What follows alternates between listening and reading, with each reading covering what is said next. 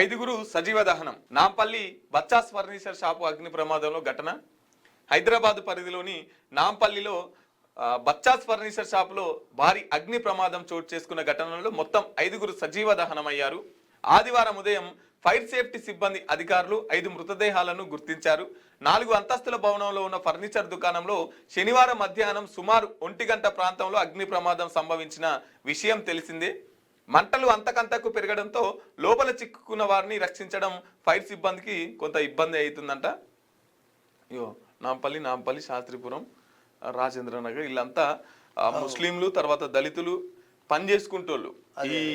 ఈ ఓనర్ ఎవరైతే ఉన్నారో ఈ బచ్చాస్ ఫర్నిచర్ అంటే ఆయన మార్వాడు ఆయనే.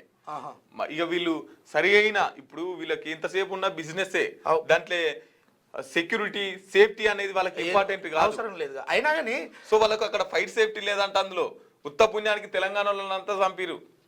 అంటే ఇది ఒక్కటే కాదు మధు, ఇప్పుడు ఇస్తున్నటువంటి హోటల్కు పర్మిషన్ ఇవ్వాలన్నా లేదంటే పెట్రోల్ పంపుకు పర్మిషన్ ఇవ్వాలన్నా ఇతర ఏదైతే ఈ ప్రజలతోటి ముడిపడి ఉన్నటువంటి ఏ వ్యాపారాన్ని చేసుకోవాలన్నా మినిమం కనీసం అవసరాలు తీర్చేది, అదేవిధంగా ప్రమాదాలను అరికట్టే విధంగా అవన్నీ అనుమతులు కావాలి.